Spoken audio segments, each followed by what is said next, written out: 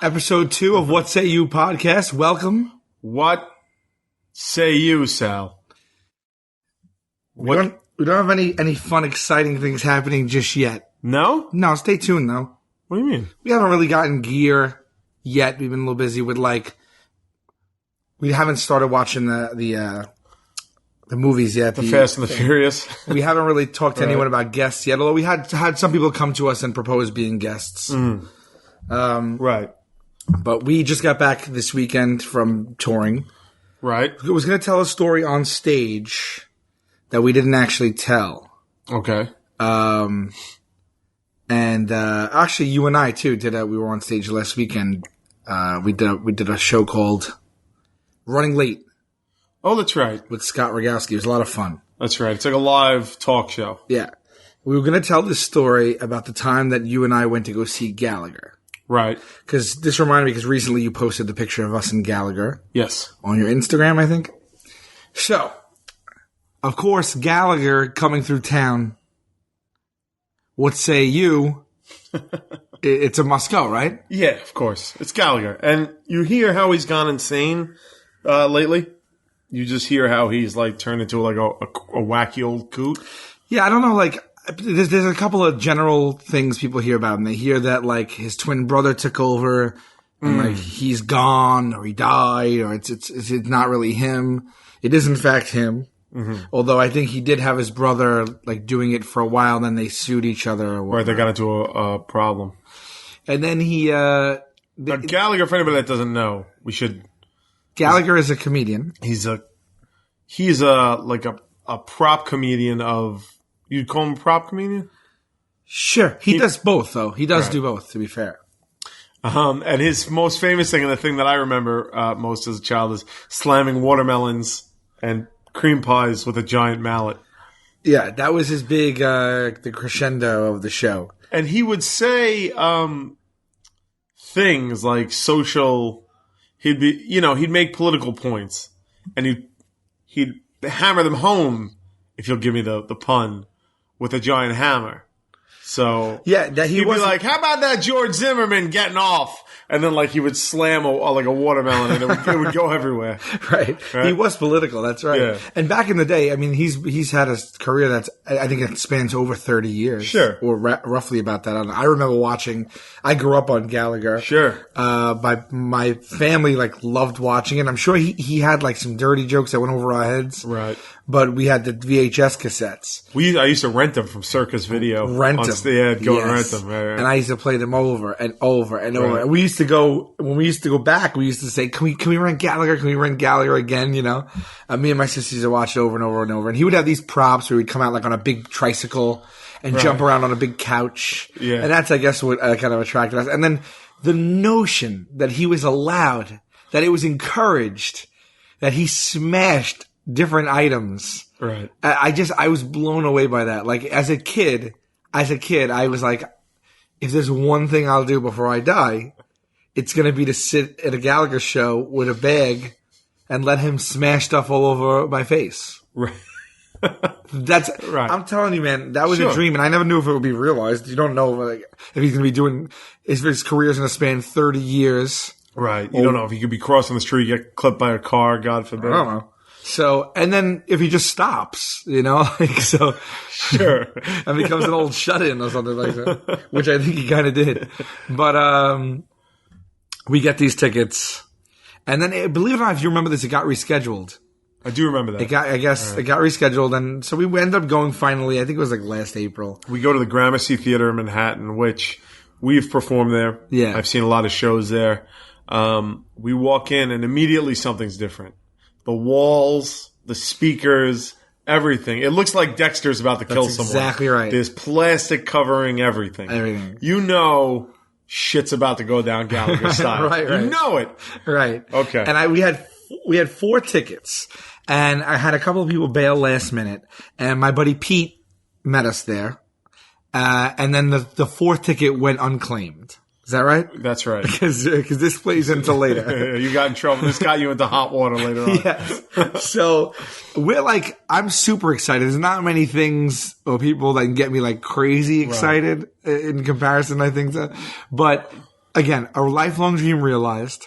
Plus, we had heard that he was fucking crazy. We had heard that he could, be a little bit like he can be on Cranky, on the edge, ornery. Yeah. I've heard he started saying like weird racist shit. Like I heard that, sometimes like he shows like watching a man unravel on stage. so the child in me loved to see Gallagher smashing things. The fucked up adult in me was like, well, I want to see a train. I want it, like it's a perfect meeting of my two sensibilities in life. And he had famously or infamously walked off the WTF pod with Mark Maron. That's right. Did you ever hear that episode? So, he's a little high strung. He could be. So. Well, there's videos of him, like he has opening acts. And if you go to YouTube, am I right about this? Like there's videos of him like heckling his opening act. Oh, is there really? Yeah. And like going on stage and taking over their act from to show them how comedy's done. No. So yeah, like he's really like taking it to a new level. Okay. Gallagher. Well, so we get there and, we get there a little early. We get to the bar. We're having a drink and I look up and Gallagher himself is just perusing the crowd. Right. I mean, this is a good half hour before the show. There's maybe some light music playing. I mean, maybe not even, I don't even know. Maybe there was only about 50 people there so far, maybe not even that. And he comes walking around and he starts like talking to people and taking pictures. And I was like, being really nice. Yeah. Yeah. And I was like, holy fuck. Like, I don't know why I didn't think he would come out. Like, who comes out before the show to mingle with the crowd? That's true. It ruins that moment where you stand on stage and, they see you for the first time and they paid for your tickets and, oh shit. Right. Gallagher's here. I guess it ruins the magic. It does a little bit, but however, it creates new magic, right? Yeah, that moment was great. So I was in shock. I hit you. We're like, oh my God. So we approach him and I say, excuse me, sir. I might have even been a little nervous, I think. I was like, I just want to let you know that I have had watch your tapes over and over and over. Me and my sister till we broke the tapes since I was a kid. Right. And like tonight is like a dream come true for me to be able to see you. And the first words out of his mouth was, well, what the hell took you so long? And it was half joking only. Right. It was really only half joking. He kind of wanted to know what took you so long. Yeah. I mean, he was nice, but it was totally half joking. Right. The other half was certainly like, well, Jesus Christ, like. I'm out here shucking and jiving for you. Right. Like you just pony up. How much are tickets? I don't know. $20 range? Probably more than that. Probably $40 range. $40? Yeah. We paid $40 at Gallagher? I would do it again. Oh, in a heartbeat. Yeah. Well, we didn't do it again. We did. We had no time. Right. We were recently in Las Vegas, and he has a resident job apparently at the Tropicana. We're at the Tropicana, which is, I mean, if you're old and just want to relax, head on over to the Tropicana. Yeah. The hotel is, who the fuck booked us there? Joe Gatto. I'm going to out him right now. The hotel looks like, it looks like a prison block. It's just white. It's just painted white. There's no glitz. There's no glamour. They're like, fuck it. There's no anything though. There's no personality. Anything. You go inside, the walls are all white. The fucking, like there's 4 tables, like when you walk in. That's not to say the people that worked there weren't nice. They were very good to us. And that's not to say that the dealers weren't fun. They were. But it was just when you go to like the Bellagio. You're expecting something completely different. It's basically as if they took a Holiday Inn and slapped some fucking machines up front and painted the whole place white. Well, the big joke was Joe went online and saw that it was reasonably priced. Right. I wonder why. And that they just had undergone a $200 million renovation, which was nowhere to be seen. I mean, I guess white paint when the price shot up. There was something I liked about it. Is like it's one of the oldest remaining hotels. Is that true? From old Vegas. Oh, that's cool. So I was like, all right. I was like, the shit that's gone down in this hotel has got to be pretty cool. Right. I mean, it's definitely Sinatra like blew a load somewhere in this hotel. Wasn't he like downtown blowing loads? I think he's Sinatra. You're blowing loads. You're just blowing loads everywhere. Everywhere. Yeah. So the best I could comfort myself was that maybe Sinatra blew a load in the hotel. And that made you feel good. For about 10 seconds. I don't know. I mean, I didn't blow a load over there, so it wasn't even like I could Like, this feels disgusting. Sorry. All right. Let's bring it back to Sammy Davis Jr. Oh, so what? I had stayed at the Tropicana for work for a couple of nights back in 2008, and it was like old. Like the white paint is the renovation. Yeah. It was like like your grandma's, like your great grandmother's house. Right. Old. I would have preferred that. Right, because at least it has like a nostalgia, like a novelty to it. Right. But anyhow, so we didn't go. He was there and we didn't have a chance. But so back to the story. Back to Poster's show poster was him bursting through the Las Vegas sign, like with like a shit-eating grin on his face. Anyway, go ahead. Sorry. No, it's good. So he comes out and he starts doing his thing, and he's edgy. He's on edge. Sure. And somewhere in there, I guess he just kind of was going with something, and he mocked a 12-year-old girl for being a little overweight. Which we looked at each other like, and we're like, so it begins. Here we go. This is it. Well, there were sprinklings of crazy, like, old coot racism in there here and there about these people get a job and that. But like, we took it. I don't know if it's, I think he gets pegged for the racism. I think he's like a liberal, man. I think like that's just like. You could be a liberal and a racist. You could, Yeah, but I think like, he used to remind me of like Carlin. Maybe just the way they look, but like back in the day, he was very like, forthcoming about like his political agenda and stuff. Mm-hmm. I could be wrong, but it just, I think he's just like, I've been doing this 30 years. That was what like, he said. I'm above. He said that. It's not you think. That's what he said a lot during the show. Oh, is it really? He goes, I don't give a fuck. Remember? He goes, I don't give a fuck. Right. That's awesome, though. Yeah, it's like, I don't give a fuck. I've been doing this for so long. Like, I don't care. Leave right now. Exactly. Which is a fucking, great attitude, I guess. It's an amazing He should be the hottest comedian out right now. Like a rising star, right. Gallagher. And so I think he called her up on stage, didn't he? He called her on that stage to smash a watermelon. And she was that this? No. It was a peanut butter trick. That was it. He had a thing where he turns the peanut butter upside down and it comes out and then he puts it like that's his. Then he sucks the peanut. If you take a Skippy jar and you squeeze the plastic, like the peanut butter will start to come out. And like toothpaste. It'll go pretty far down. And then if you release it, it'll get sucked right back up. I think he was making probably like a shit joke or something. I don't know what he was doing. Right. But he called her up to try it. And then he had an aside.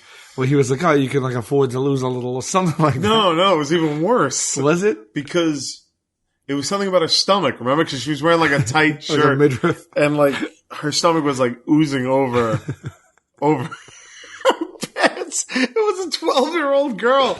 And ooh, man. He made a comment about eating too much peanut butter or something will get you fat. And then he points.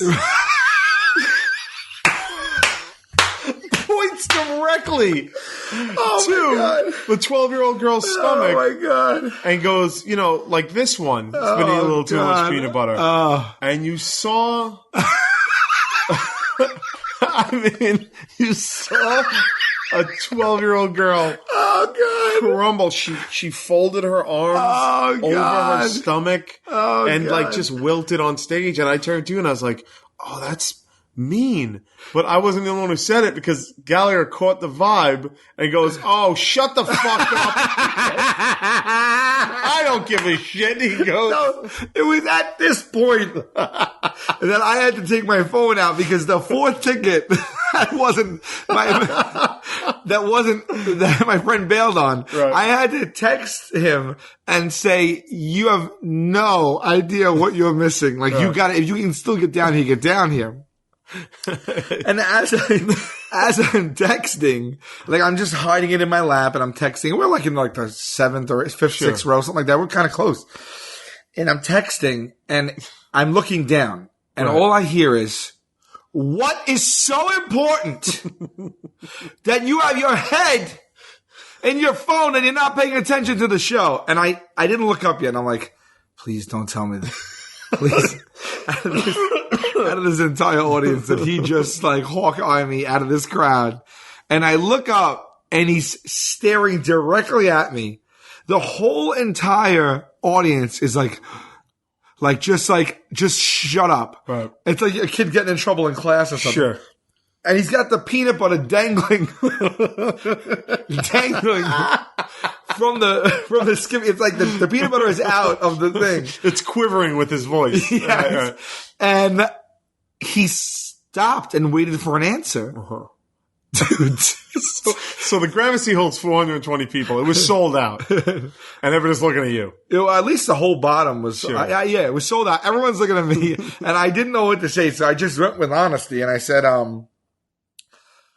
and he knew who I was because we talked to him before. Right. So he knew he was giving me the business, the guy who said he was in love with him. And I said, I'm sorry. I'm just texting my fourth friend who couldn't make it and telling him what an amazing show he's missing, which I was doing. I was really doing that. And then the whole audience was like, ah. And he was like, all right, fine. And then he sucked the peanut butter back up into the jar and it kept going. Okay. So fast forward toward the end. Right. This is all jokes so far. It's nothing. No food isn't smashed. Sure. He's got the suspenders on. He's got he's known for his outfit, you know. Right. He's striped shirt. He looks like the iconic guy. He's what you want him to look like. Yes. A little older, that's all. So he now says, all right, fuck it, let's get to business. And he brings out a little table and he brings out the mallet. And behind him this whole time on a big table, like a big fold out table, you could tell they were in plain view, all of his items. You know what's coming. You knew everything. He had everything from soup to nuts, literally, right?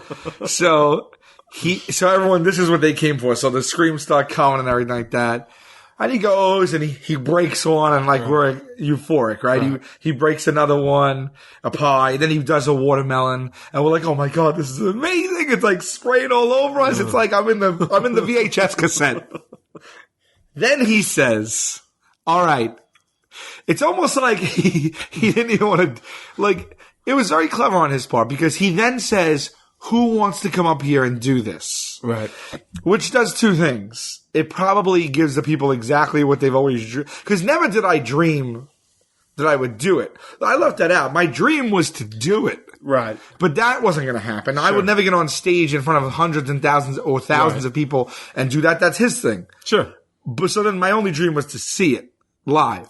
So your dream was fulfilled at that point. So really, my dream was to do it, but then he offers that, and what he does is probably give everyone the option, whoever wanted to do it, and then he also takes a goddamn break, right? So me and you look at each other like what is going on? And I think our hands are the first ones up, and he calls you and I amongst 10 people. Sure, but we're the first one he calls. Right. I had the robot hood. Remember? Yes, that's right. Because when you go to a Gallagher show, you got prepared to get wet. That's the thing. So you could bring coverings or plastic bags or whatnot.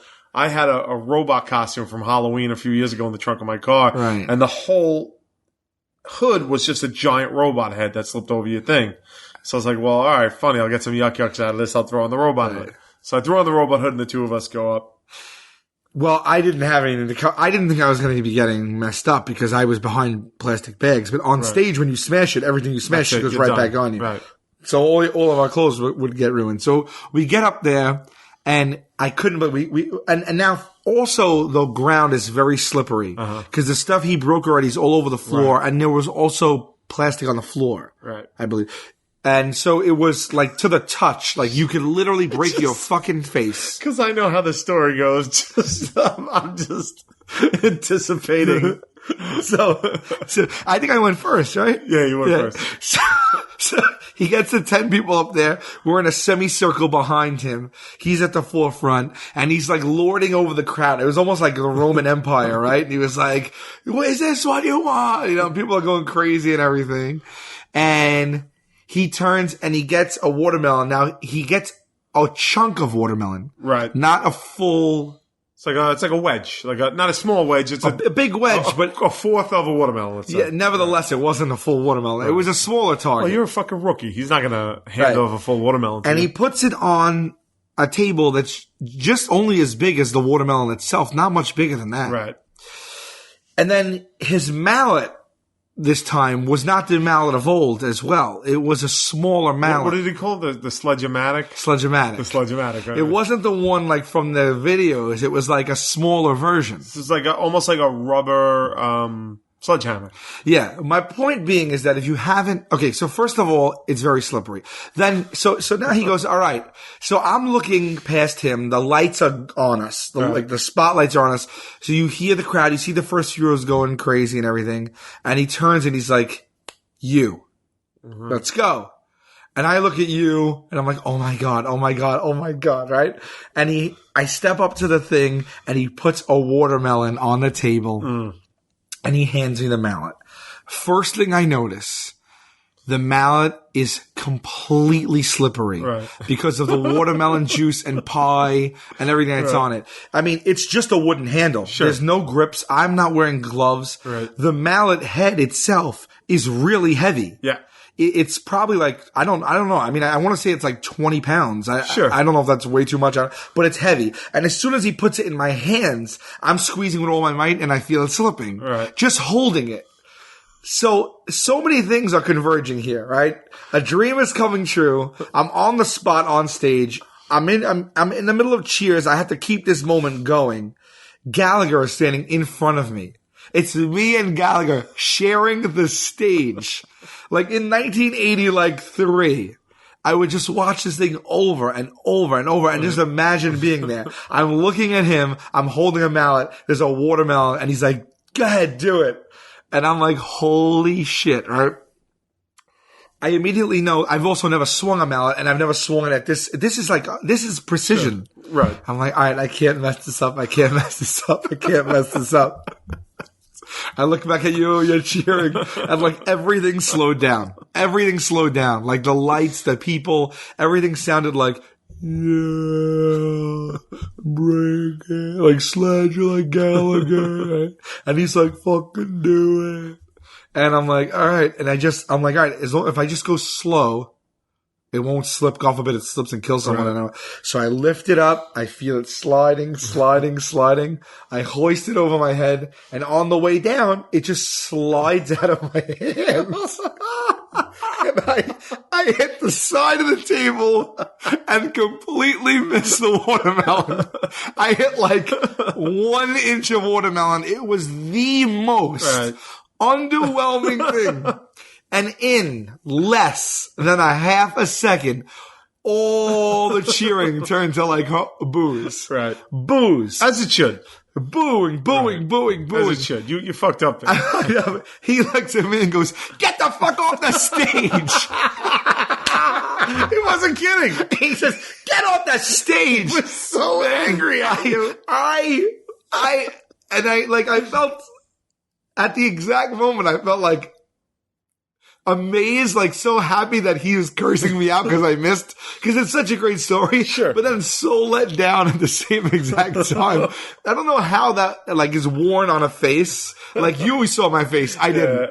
Like this is a story we'll tell our kids, our grandkids. And I just failed at life. Like I had that, and they were the same faces. I mean, I don't know what it looked like.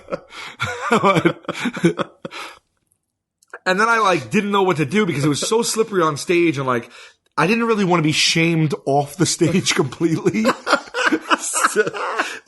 so I like laughed it off that he was serious, and then I just like went into the shadows. I just shuffled over to the side. I fucking danced up with my robot helmet on.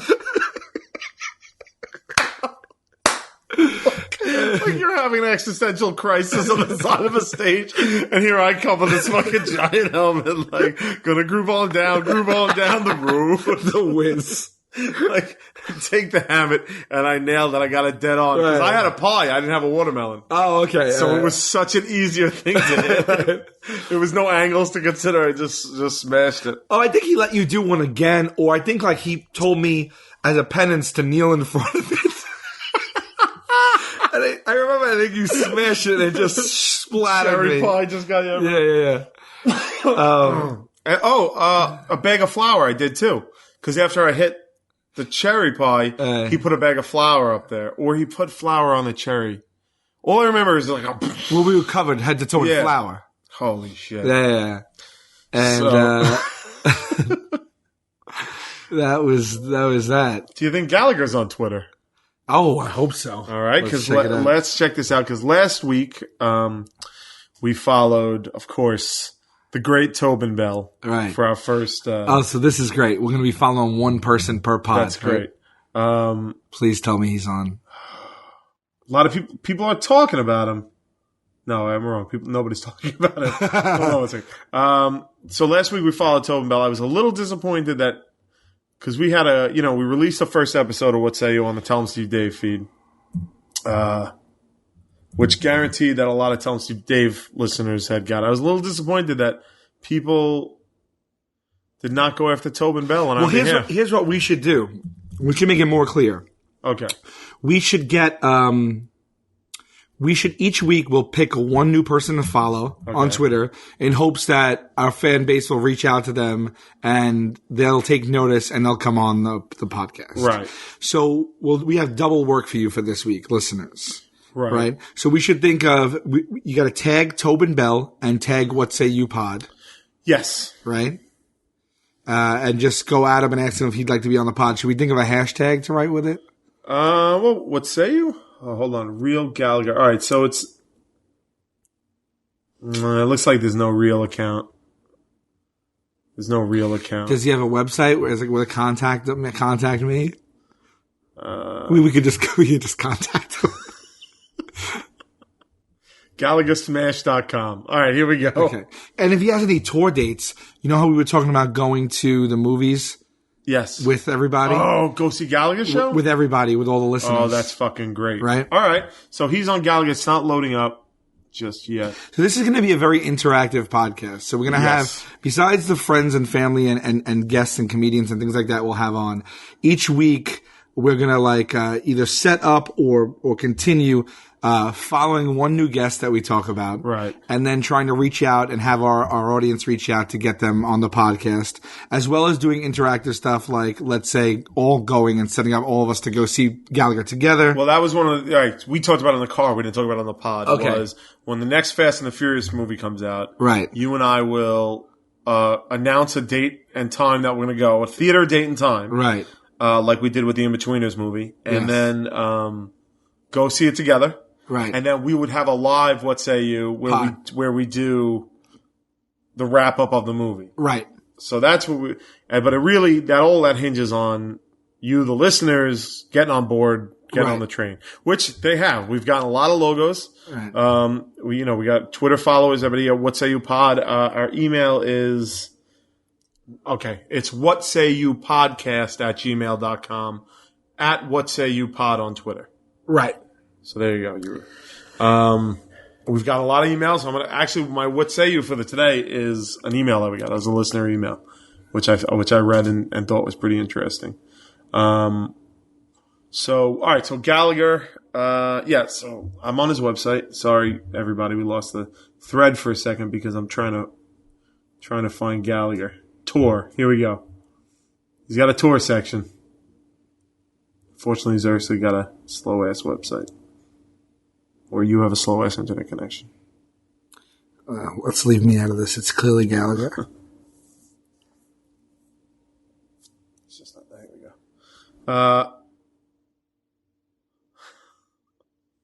How about this? How about he's playing Morristown, New Jersey, Englewood, New Jersey, or Manahawkin, New Jersey? Are you serious? All in 2014. Oh, my God. Do we go to all of them? If we have time. January 4th. Are we home? You gotta look up our website. Yeah, that's what I'm doing right now.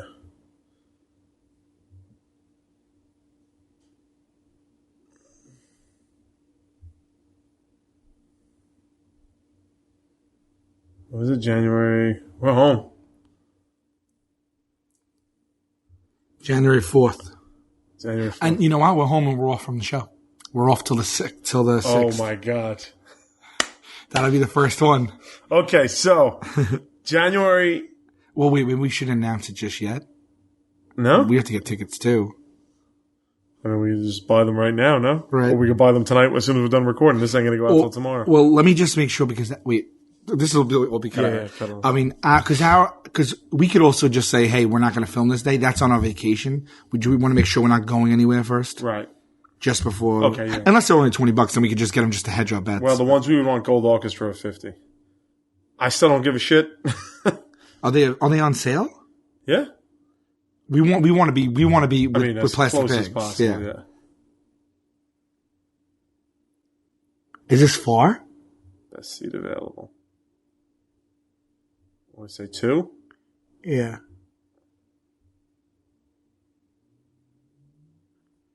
Is this place far? I don't know. Mayo? We should make sure it's not like 8 hours away in Jersey.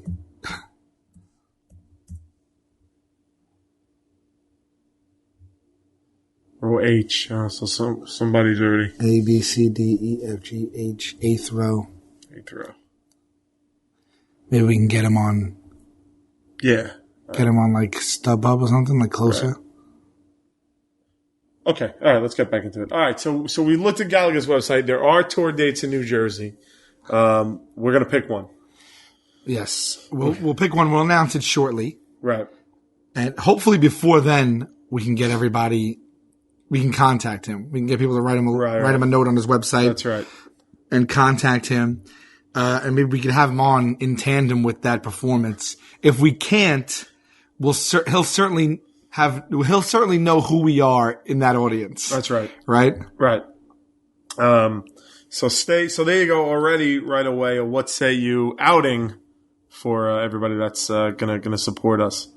Which speaking of supporting us, we have an ad, Sal. How do you feel about that? What does that mean? We have an ad. Somebody advertising with us. Oh, we do? Yeah. Okay. When did we get that? Well, it's Declan. Okay. But he's helping us out a lot, so I told him I'd test him a plug in. Declan, for so those you do not know, is a podcasting genius. He masters and repairs podcasts. He's based out of Ireland. He does our show. He does all the Smodcast shows, Kevin Smith's network. He's done Mark Maron shows. He really gets in there and says that if you're starting a podcast and you're going to buy mics and you're going to put a little money into it, like you should if you're going to start a podcast, certainly go to Declan at creakystudios.com. This motherfucker, he's got guides on how to help you improve your quality right there, Sal. He'll master it for you. He'll fucking You don't need anything else. You need mics, a computer, and Declan, as far as I'm concerned. And I can tell you right now that his prices are fucking reasonable as shit. And he's on Twitter? He's on Twitter. Yep. He's on all sorts of things. Creaky Studios on Twitter, but he's also on D.E. Quinn, at D.E. Quinn, or at Creaky Studios. And he's your brother? Yeah. Yes. Okay. There you go. So there you go. So if you're getting into podcasting, don't do it without going to Creaky Studios. How's that? How do we do for our first ad? I feel like that was great. Yeah? That was a resounding endorsement. All right. I think so, too. So, wait, but we have to follow someone today. Is Gallagher in lieu of the Twitter follow? Does he have a fan account that might be able to reach out to him? Well, what did I say? It was Gallagher Smash? Gallagher Smash. It says they have a Twitter thing on here, but when you click on it, first of all, the website takes fucking forever to load, which is causing me a little bit of stress. I don't know if you noticed it. I got even more gray hairs than we thought. And it says follow us on Twitter, but when I click on it, nothing happens? Nothing happens. So, let's see. So, nope, nothing happens. Somebody get in touch with Gallagher. Tell him we want to follow him on Twitter, but we can't. But we can't. All right. I dipped into our mailbag, Sal. Okay. And I got us. We got lots of emails. I was very happy to see that everybody, came out and sent us emails. And I found one that I thought was kind of interesting. And she asked me not to say her name. Really? Yes. Okay. And I'm going to run this at you. We're going to see what you think. What say you, Sal, virginity? Hey, Q and Sal, because this is embarrassing, can you please leave out my name? I have cousins who might listen, and that would be extremely awkward. Here's my question. I'm 27, female. and have never dated anyone. Included in this is that I've never ever had sex. It sucks. If I suddenly magically find someone, I have no intention of telling them this, but instead to bend the truth. I wanted to ask you two if you think that I can fake it. If I fucked a guy, whoa, language. Jesus Christ. Language. If I fucked a guy, would he know I never had before? I've obviously had toys to enjoy, but all the same. More to the point, how would you guys react if you found out some late 20s woman you were with had never screwed anyone? Love that you guys have a regular pod now. Thanks, Jenny, in quotes. So I'm guessing Jenny's not her real name. What say you, Sal? What do you think of this? Okay. Well, I mean, I personally, I'm a well-adjusted human being. I wouldn't think much of it. I wouldn't come down on the girl for being a virgin in the late 20s. I also wouldn't go down on the girl for being a virgin. No, I don't, why does she feel the need to? Well, I mean, how would you feel if you had hit 27? Let's assume she's 27. Okay. And you were a virgin. Yeah. I'd probably feel a little shy about it. A little shy about it. Yeah. Well, I felt a little bit different. I think what we have here at work is a double standard. Okay. Because to me, my days of having sex with virgins are over. I don't want to do it anymore. Right. Like I have no. Was there days when that's all you did? There was, early on, you get someone. Well, when you're first becoming sexually active, the right. odds are higher that the girl's going to be. Of course. Sure. How many virginities have you snagged? Do you know? I have no clue. You have no clue. I mean, at least. The one. The one? The one, my first girlfriend, that right. one. But, I don't know after that. Okay, so you never had that thing of, this is... I have absolutely no clue. No, do you? I know at least... Because they say it, they tell you? Well, they said it. I can tell you how many I think were. No, I mean, I at this point in my life, I mean, do you want a virgin? Do you want a brand new car, Sal? Or do you want a... Jesus Christ. Or do you want a car that's been around the block a few times? It's broken in, knows how to drive itself a little bit, maybe. I don't know. See, these, I don't know. If I don't have a strong opinion on something like that, my answer is going to be weak. Okay. So I'm not going to sit here and be like, I don't want a virgin, or I want a girl who's had 1 million men. I'm not going to see either of that. I think it's another trite answer of a case-to-case basis here. So you're saying... Well, every podcast I'll also give a very trite... I know. You're doing great, buddy. You're doing great. So this woman's reaching out to you for help and you have nothing. So you're saying it doesn't matter? I would say own it. I would say do not hide that. Don't hide it. Let it be your first experience. Don't let it go unknown. God, really? Yeah. Well, what guy is going to... I mean, you think there's just... It's not like she's a virgin and she's 16 or whatever, old days, and she's nervous, she probably knows what's up. Just from porn. God, you have access to porn it's everywhere now. Right. When you were young, you had to borrow a tape that was borrowed from someone else. That's right. She's 27. I mean, she has girlfriends. She has friends. She has... Is that what happened? You borrowed a porn from your friends? I don't even remember. Yeah, probably, yeah. There was probably one that got passed around all of Staten Island. I don't know. I remember a porn I had... I'll tell you a story. You got a story? Yeah. I found the porn in my cousin's house. And I took it. I snagged it. Stole it? I stole it. I give it back eventually. He's going to know the porn's missing. No. Yeah, he was. But you know what? Back in those days, it was a thing where every weekend I went to my cousin's house and my grandparents' house. So I knew I would have it for the week. Right. And then get it back and slip it in undetected. And it was a 70s porn. That's horrible. Oh, it was just you could make a porn parody of the 70s. And it would be accurate to what this movie was. Right. The mustaches, the giant bush, you know what I mean? All that stuff. But what disturbed me, and I don't say that as a joke, I mean it fucking disturbed me, is there was a song in it called Love Stew.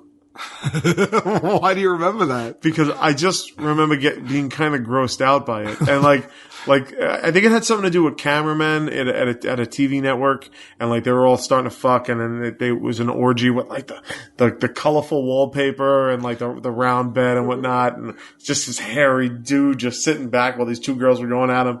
And then you heard like boom, boom, boom, wah, wah, boom, boom, wah, and then the word started, and it was like, it's a love stew.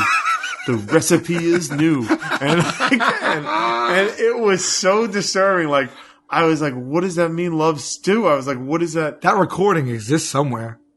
Oh, for a fact. Hold on. Let's just. You never went and looked. Love stew. It's a love stew. The recipe. I mean, I'm sure it wasn't a real, because the rights, they don't have to acquire the rights to it. But I'm sure, like. No, of course. The only thing that's coming up is Martha. It was probably some like friend of the director's Right. band or something like that. Oh, and like an independent thing. I was disturbed. I was just like, because like at that age too, it's just like this guy starts ejaculating everywhere, and it's like the Love Stew song is playing, and it was just like, I don't know if I can. Did you put it in quotes? No. Maybe even on YouTube or something like that? Sometimes they have clips on YouTube. Quotes Love Stew. Well, the word love stew is going to bring something back, right? Recipes. It's all stew recipes. Yeah, it's not really. It's kind of really obscure, I would guess.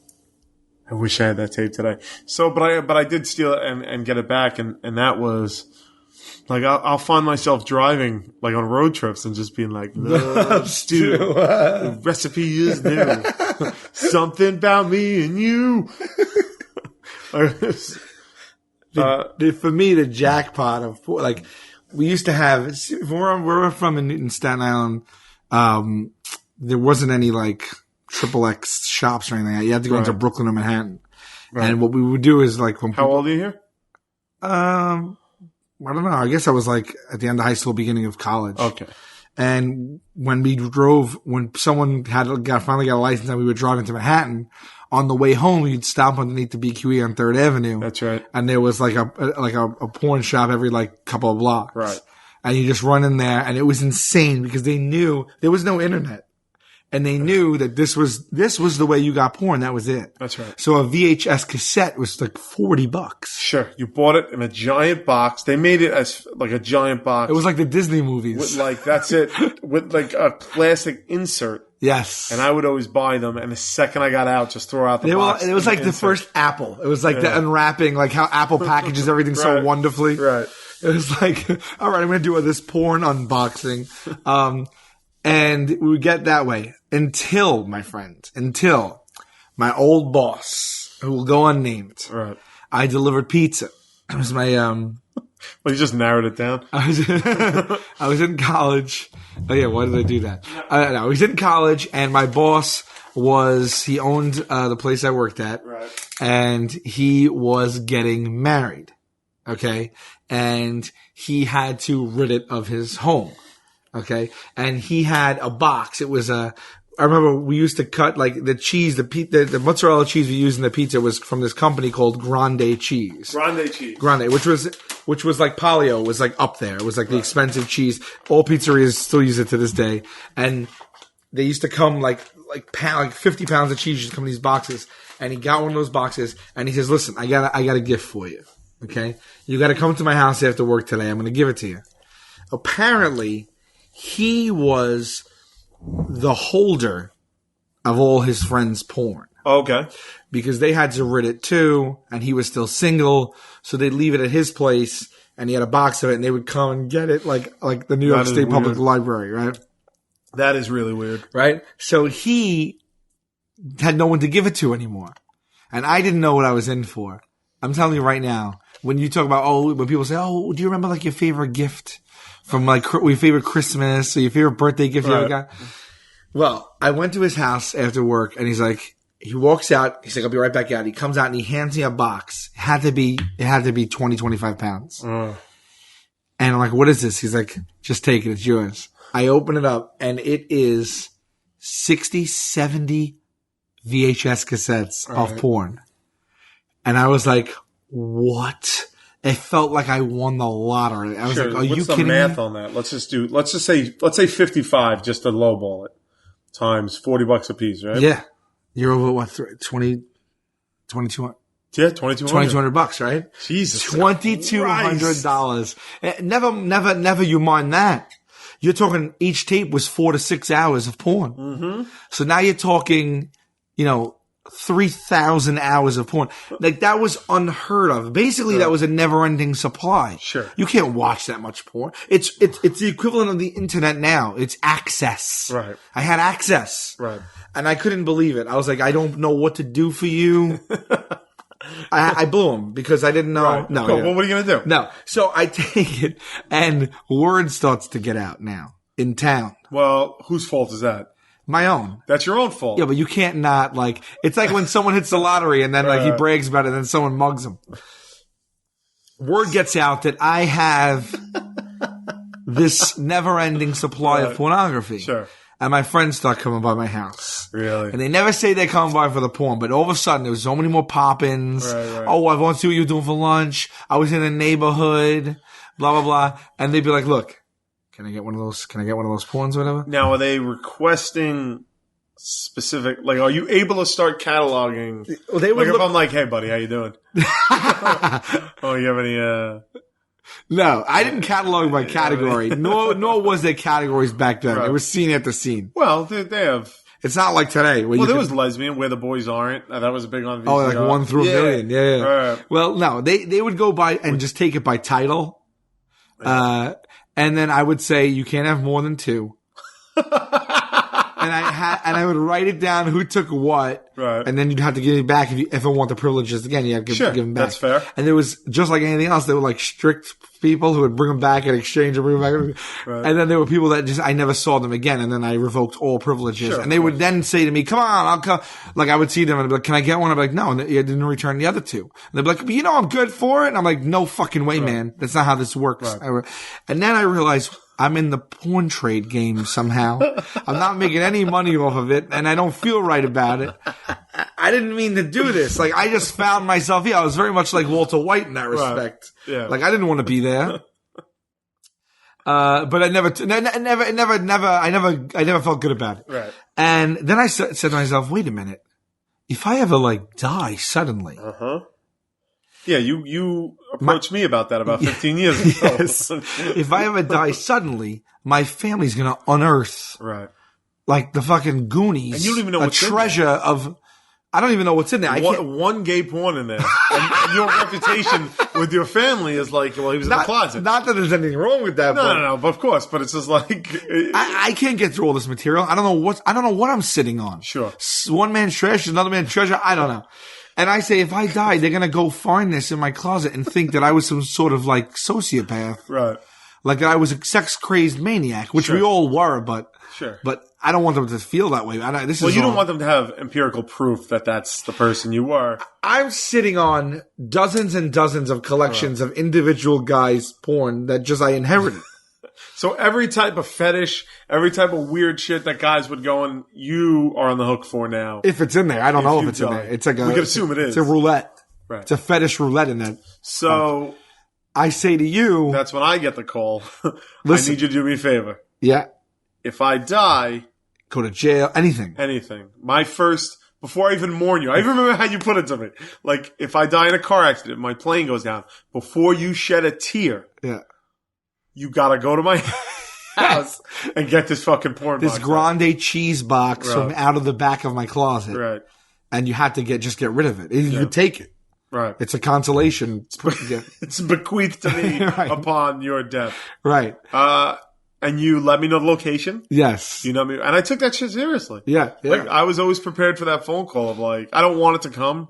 Yes. But at least in the grieving process, it would give me something to focus on for the short term. Right. And I don't feel like I'm doing something for my friends after death. That's right. So I accepted that gladly. The internet came about. Right. What did you do with this? Well, then I was actually DVDs started actually. Right. So then you started getting DVDs. When you went to go buy, was there a specific actress? Because I had a couple of actresses actresses. Yeah, of course. That I followed. Do you remember any of their name? Tori Wells. Tori Wells. Let's see. Tori Wells was like the Tom Cruise of... Really? Or I should say like the... Porn star Tori Wells. That's her. Yeah, that's Tori. Wow, I never... Tori Wells was big. Jill Kelly. What about Diana Lauren? That was always my... I don't know. Of course, everyone went nuts for Jenna Jameson, but... Yeah. Diana Lauren back in the day. I don't even know who that is. Oh, my God. She was in all the Where the Boys Aren't. She was the one. Really? Never... Yeah, I don't know who that is. Let's not get into this because I could go on and on. Well, hold on. That was Tori Wells was the first one I remember. All right, Tori Wells, Twitter. Oh, let's see what we got here. All right, so we got Tori Wells on Twitter. We found her. So we're gonna follow her. We want to get her on. So we have 3 people to get on. It's at Tori_Wells, WELLES. And Tori is TORI. TORY. It's funny as I knew that. I was never even familiar with her work. What would be amazing is a panel with Tobin Bell, Gallagher, and Tori Wells. That would be amazing. All right. But we want to get her on the show. Well, what would you ask her? Like, what are we doing? It's so funny. There's that, like, if you go to her pictures, the third one is her of like Ron Jeremy and Debbie Diamond, and they're at like some convention, and behind them in a glass case is a fake ass that you can have sex with, which is just perfect. Diana Lauren is on Twitter as well. Holy shit. Twitter, man. This Twitter thing's catching on, dude. Yeah. I think I'd be nervous to meet her.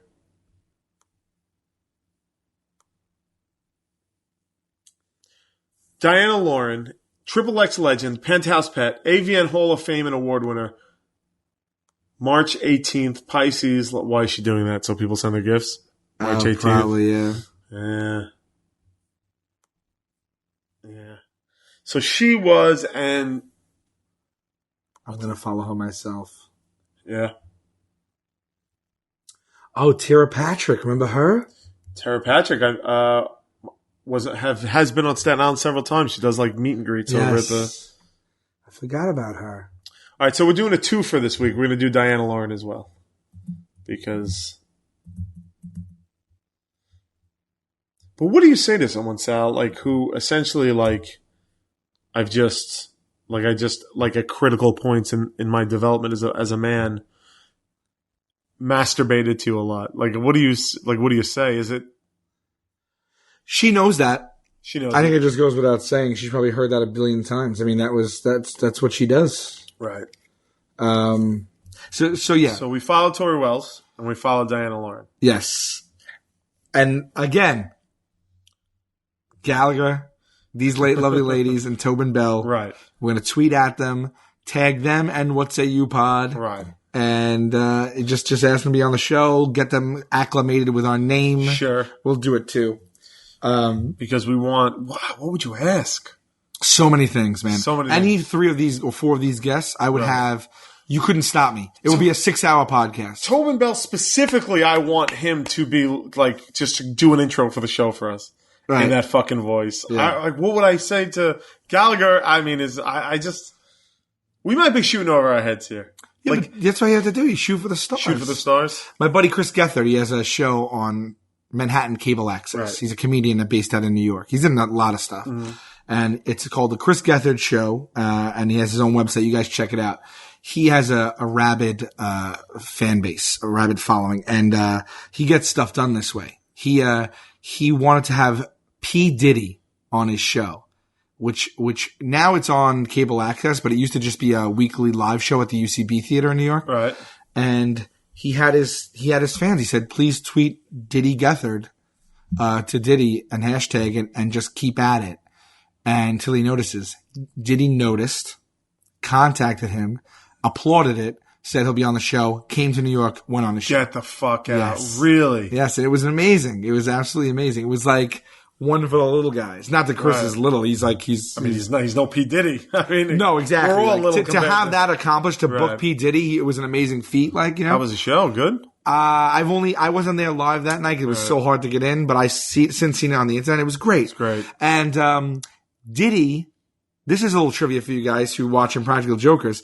Diddy that night looked at Chris and said, out of nowhere, I'm going to call you Ray Ray instead. And so he just called him Ray Ray. Okay. So then one of Gethard's nicknames became Ray Ray. Right. And as a shout out to Gethard, I wrote the line, if Ray Ray come around these parts looking. So that actually stems from Diddy, actually. Wow, I didn't even know that. And the line is, if Ray Ray come around these parts looking for me, you don't go dropping a dime, do yous? And that was a focus group question about electronics that Joe asked. So and then the guy said maybe, and Joe said, okay, depending on Ray Ray's needs. How do you feel about, because what I did is I put on Twitter, at What Say You Pod, that we're recording to send us questions. How do you feel about a What Say You speed round, Sal? Oh, sure. Yeah, let's do it. Try it up? Yeah. I'll just scan by. That being said, instead, now, I've since given all those VHS tapes away. Right. And I can probably... that's right. You never answered that. What did you know who I gave them to? Oh. My friend, should I say his name? Yeah. My friend, Mike Cordrello. I'm like, you sure you want this? It's VHS, even some DVDs, because it was like, now the internet was full force. Right. I'm like, I was just going to throw them away. He's like, what are you, crazy? So, anyway, I ended up giving that away to my only lunatic friend who I thought would see a value in it still, despite the internet. Because now, 3rd Avenue on the BQE is it runs right through my laptop now. So he came and took it all. And if I can get him on the line, this was years ago. If I can get him on the line, we're going to call this person up, person X, and we're going to see if he still has it and what he's done with it. We got to follow the trail of this gift. Because he may have given it to someone else. And it will get him to call them. We got to find out where this is, right? This is great. I know. We got to follow where this went. That being said, right now you have a folder to delete on my laptop. Yeah. It says go in and delete. Of course. All right. Speed round. You ready? Yeah. This is just random questions off of our Twitter at What Say You Pod. What say you, Pod? If each of you woke up tomorrow as women, what is the first thing you'd do? That's from Chris 10 at Irish 2483. Tomorrow you wake up. Let's just give it to you. You're hot. I mean, obviously, I would do what every guy would do first immediately. Spot. Is I would complain. You would. No, I don't know. I mean, I would certainly explore my own body. Right. That's for sure. Sure. How long do you have to be? Because that's what I would do. I would just start feeling up my boobs. Right. Jump in the shower, see how that feels. Right. Is there an amount of time that goes by before you're like, I guess I'm going to try sex? Like, let's say it's like for the rest of your life, you're going to be... Oh, but in my head, I'm a guy? Oh, you're you. Or is it just like... Oh, well, then no. What am I going to do? I can't...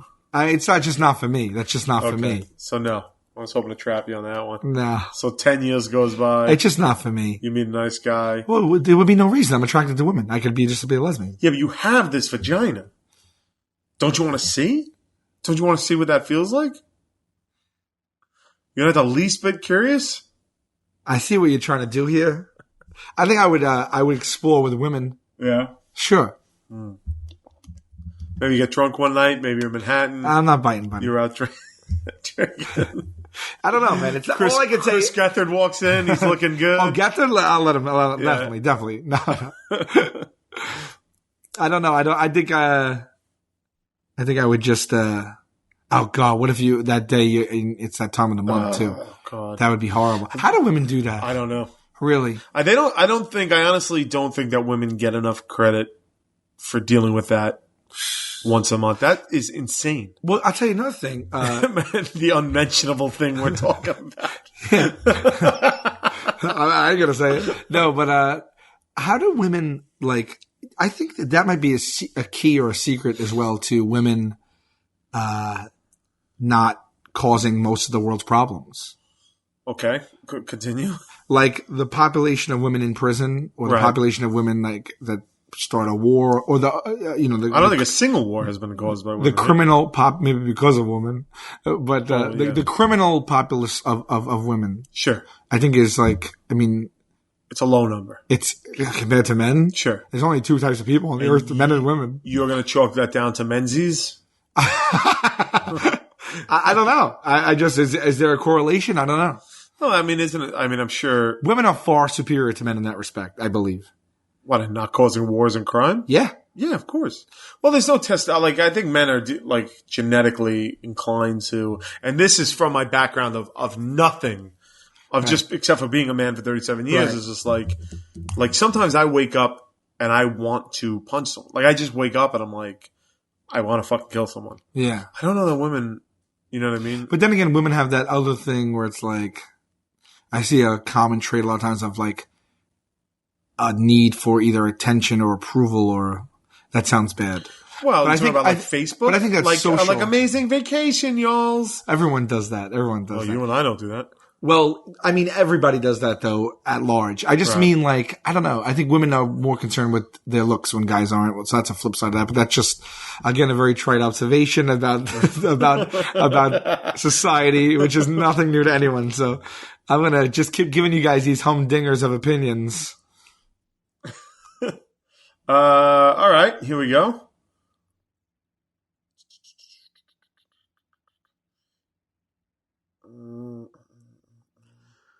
Will there be more film festivals after the Fast and Furious marathon? I think so. I think that we have decided that we'd go from, it wouldn't be the strict content of the podcast. Right. But every now and again we would continue with that, right? We'd pick a franchise or a series. Well, we were talking the other day about doing Step Up.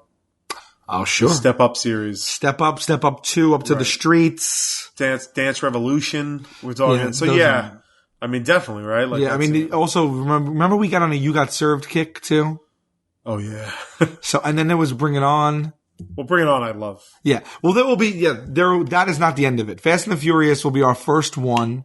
Right. We'll invite you to watch with us. There'll probably be a normal pod in between there somewhere, or even if not, but there'll be a couple dedicated to the watching and reviewing of Fast and the Furious, 1 through 5. Right. Or 6. And 6 is out now, right? 6, and then we will have a live party for 7. That's right. That's going to keep happening. Stuff like Gallagher is going to keep happening. Yes. We're going to keep doing like road trips and interactive things with the fans on the podcast. We are going to each podcast follow someone and try and get them on, and that'll be cumulative as they go on. I also want to end each podcast with a random call. Oh, yeah? Yeah. People did like that. Yeah. We didn't get in touch with them, but try it again. We'll try it again. Okay. What say you, if you had to live the life of one video game character, who would it be? No changes to the storyline. Wow, that was actually pretty cool. Cassie Cooper sent that in. Immediately, a bunch jumped into my mind. Okay. The first one that jumped into my mind was Metroid. Samus, is that it? Samus. So you want to be a woman. Interesting. Well, then she said no changes to the storyline. Right. I just love the laser and the suit and the rolling up and all that stuff. But then I was like, no changes to the storyline. Well, basically, if you beat the game, you don't have to worry about changes to the storyline per se. Right? Okay. Everything's kind of works out. Right. Well, she's always in trouble. There's always another fucking Metroid queen. I mean, you got to think Mario. I mean, Mario's life seems to be sitting around eating cakes with his friends, and then the party's interrupted by Bowser and his airship with his fucking annoying kids. Right. But that only happens once a year. Yeah, and he's getting that princess ass. He's Peach's top shelf ass. right. Princess Peaches. They don't call her Peach for nothing. Right. So once a year, you have to go on a weird quest to save her. But 364 days out of the year, you're chilling in the Mushroom Kingdom. You're not. Well, why does he save her in one day? I mean, I always assumed. I usually beat it in one day. But let's even say. Oh, you mean that? Oh, okay. I'm thinking of real time in the video game. Well, all right. Let's even say, how long would it take to go on that quest? Depends. Well, whatever it is. A few weeks. I don't know. But that's what I'm saying. But like, other than that, it's like you just every once in a while you jump in your turtle cart and you have a race with your friends. Yeah. You shoot some fucking shells at them. Yeah. That's pretty good. Mario's good. I mean, you think right away, you think Pac-Man, and you don't want to be Pac-Man. No. That's horrible. That's boring torturous. shit. Right. And then you don't want to be like the guy from Resident Evil. No. Or any of those people that are like fighting. You don't want to be like dropped into like Black Hawk Down or whatever the hell it's called. No, I don't want to get shot at. Right? Although you do. You want to keep it light. I might be Parappa the Rapper. Well, there you go. You know? You got your little hat on. You fucking. The worst that happens to me is I get booed. That's it. You're dropping a rhyme here or there. Yeah. Oh, that's pretty good. I might. Oh, this is a good question. Let's see. What have I played recently? How about Excite Bike? Oh, is that a character? Jamming around? Sure, why not? I mean, that's the guy. Think about that. I mean, it's not really a narrative, but you get to do that big jump. You could do a flip over your bars. The Aussie Pro-Am. Aussie Pro-Am was fun. Yeah, then you just collect like little things and up your own power. Is Aussie Pro-Am a character, though? Oh, fuck it. What about Link? Oh, Mario also fights Donkey Kong. It's true. Oh, Link. Yeah, Legends. Now, Link got into some shit. He did, but he always you got ghosts and ghouls and goblins and all that.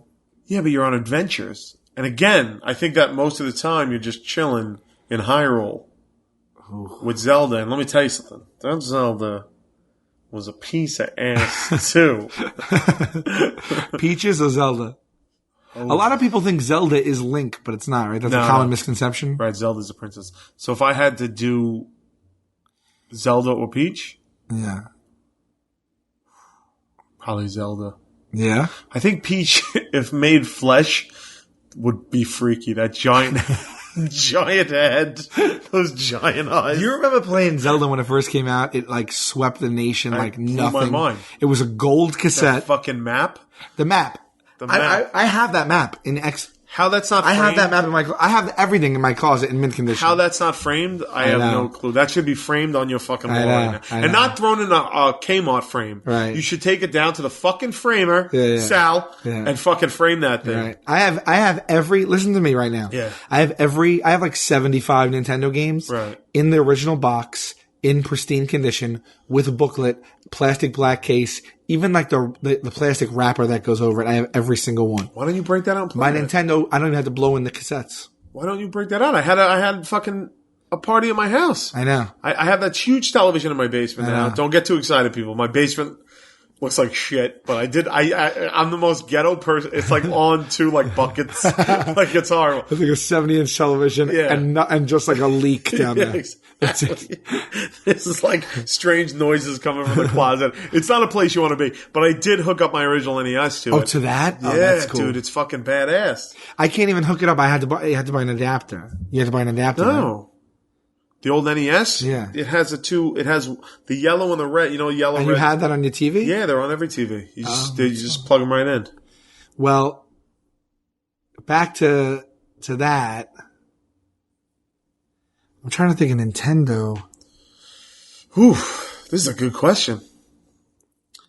Nintendo was good. Do you remember walking through the original Zelda, how slow it was? Oh, you had to get from left to right of the screen took 20 seconds. Right.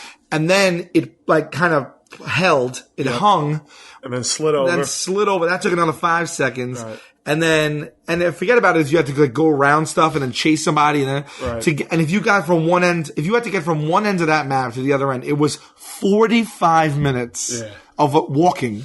That's how they made it back in the day. I remember the sword was just like, you had a wood sword you started with. Yeah. And if you even touched, there was no like health, right? No, there was. The hearts. Remember you collected the hearts and it would go down in the beginning? Quarters? Okay. Yeah, you had like 3 hearts. Yeah. The worst is when you got hit by something and you got knocked into the next screen. Yeah. And you had to go back and try and fucking kill that thing. But it was amazing. It was amazing. I never played any Zelda sequel after that, but. Oh, really? Yeah. All right, we got to get you on that. Is there not a Zelda of this age? Sure there is. There is. They just released Wind Walker HD, but a new Zelda's coming out for the Wii this year or next year. Really? Yeah. They're great. They're great games. I'm loving this. I'll tell you why. I like to keep it on the non-sexual tip. We used to do at our show when we toured with the Tenderloins in the beginning of last year and end of last year. We used to end the show with a Q&A with the audience. That's right. And we would beg the audience. We'd tell them at the end, we're going to do a Q&A, so think about some questions. One thing we ask of you, though, is please, We don't want it to all be skewed sexual and or Impractical Jokers questions. We didn't at all. do that, I said we will answer anything about life questions, about opinion questions. The more offbeat and odd, the better. Right. And we battled every time. No one would do it. Well, because people would raise their hand and be like, what are you all going to do when people recognize you? Yes. Or they were, there was some very lovely people. And then they would ask like, like, are you single? Yeah. Or, they would just get up and be like, right. Larry. They would do exactly what we asked them not to do. And I got to the point where I was just like, I was like Gallagher. I was like, sit the fuck down. That was a stupid question. Because I couldn't take it anymore. Right. We wanted to really have fun with these people. And it was like, just silly stuff. So when we ask people to send us topics, which is another thing we'll always do every week, is answer what say you about a certain topic. Just tweet at us at what say you pod, and the topic you want discussed or the question you have, and we will answer a few of them each week. I was afraid that might go the same way. And then that was even though that was skewed sexual, that thing about being a 20-year-old virgin was pretty damn good as well. Yes. I don't think we gave her a good answer. We did, and I sucked at that. I sucked to her and to the listeners. This is our second podcast together. Growing Pains. Every podcast that anybody listens to, tell them Steve Dave, I can't even listen to the first episodes. Really? Yeah. Like, you got to get into a flow. I think, we're molding it. Each week we add new elements. Right. And we've been friends a long, long time, so we're even ahead of the curve on that, but we still have to bring it all together in a concise way. Again, these serious questions, though, I wonder if I should just go at them, like, jokingly or not. No, do whatever you want. I don't think you can give a wrong thing. Do both. It's your fucking podcast. Do like Hollywood Squares rules, where you give a joke answer first that doesn't count, and then you give the real answer. We were in New Hampshire? Yeah. And Doug Stanhope, who is brilliant comedian. Brilliant, famous comedian, and his lovely partner in crime, Bingo, they came to one of our shows, and they were nice enough to get on stage and introduce us that night. And in the vein, in the spirit of Impractical Jokers, we came up with a game where we would tell them what their identity was right before they walked out on stage. That's right. And we decided they'd be two crazy morning zoo type of DJs, and we called him Waikiki Don and the Ho. Right? That was it. What was the other one going to be? Something chainsaw. And coconuts. Something coconuts. I don't remember. I just remember what we went with. It was like parakeet. He had those parakeets on his shirt. I don't remember. I don't remember. All right. So anyway, here we are. How do you feel this episode went? I think we cut out all the shit. It'll be great. I think it went a lot of fun. I mean, we've progressed. Yes. We have three new possible guests. Right. We have, besides the Fast and the Furious party, we're now having a Gallagher party. Right. The one thing I did want to do was close out with just anyone. Yeah, if we get through, we get through. All right. And how we like to close out every podcast, as per our revelation on the last one, is to reach out and touch someone with the phone. Which, believe it or not, this ability has been here the whole time. Mm-hmm. I'm dialing a random number. Odds are it will... Fuck me. You have reached a number. This number is no longer in service. Please. And that's it for the second episode of What Say You podcast. I'm Brian Gwynn. I'm Sal Volcano. And we will see you next week.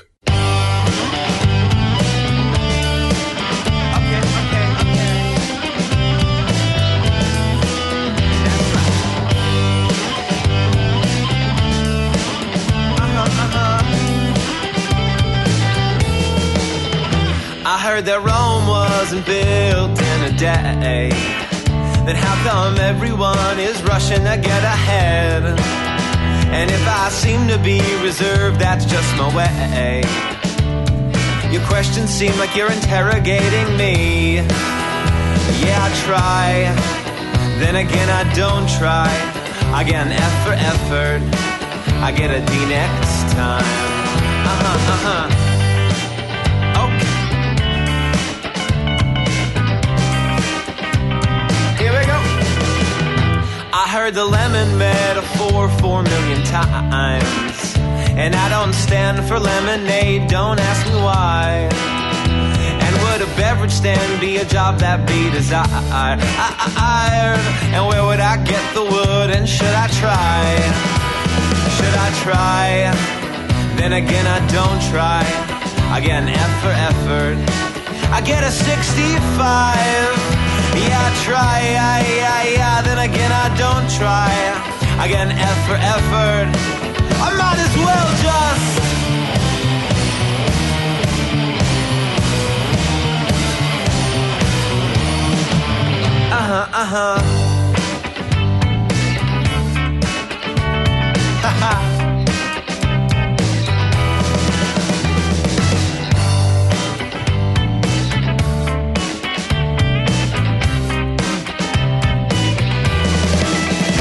I heard the currency don't grow like leaves on trees.